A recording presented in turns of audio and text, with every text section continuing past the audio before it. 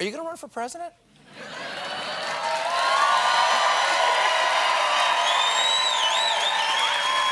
I might. It is almost guaranteed that Kamala Harris is going to run for president, but can she defeat Donald Trump?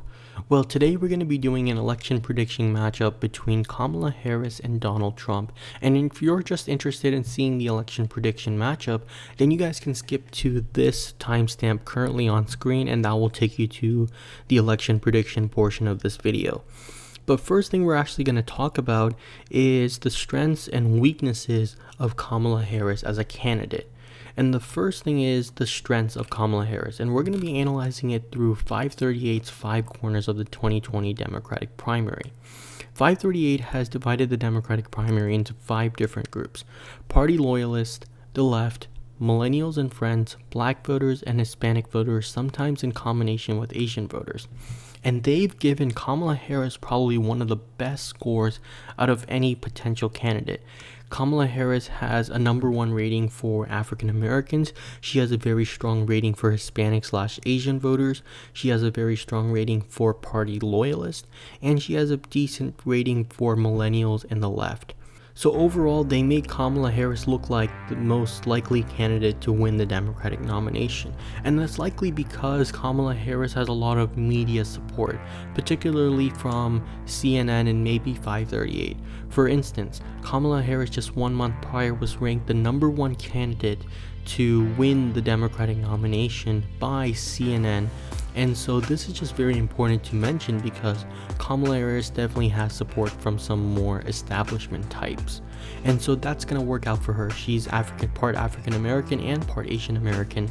And so she's going to be able to reach out to a lot of minority groups. But we also want to look at the cons of Kamala Harris. What is her weaknesses? Well, if you're part of the more left wing of the Democratic Party, Kamala Harris is not your #1 choice. And the reason why is because if you're part of the left wing or millennials, you're probably looking towards someone like Bernie Sanders, you're probably looking towards someone like Elizabeth Warren, or you're looking towards someone like Sherrod Brown.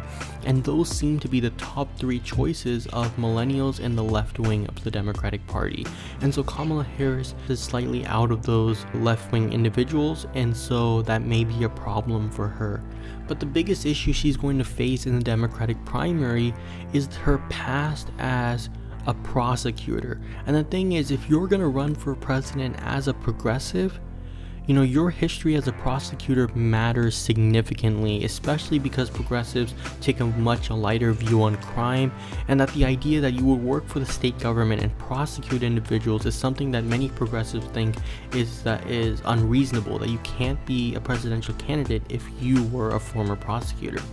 And so an article that came out by The Intercept talks about this, and what they say is, as Attorney General of California, she criminalized truancy, making it a crime for kids to be late to school. She dragged low-income people into the criminal justice system, predominantly black and Latino families.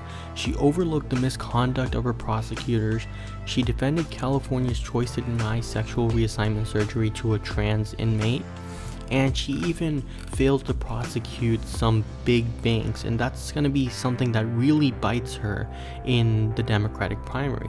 Now, everything I just mentioned is not something that Donald Trump would call her out for.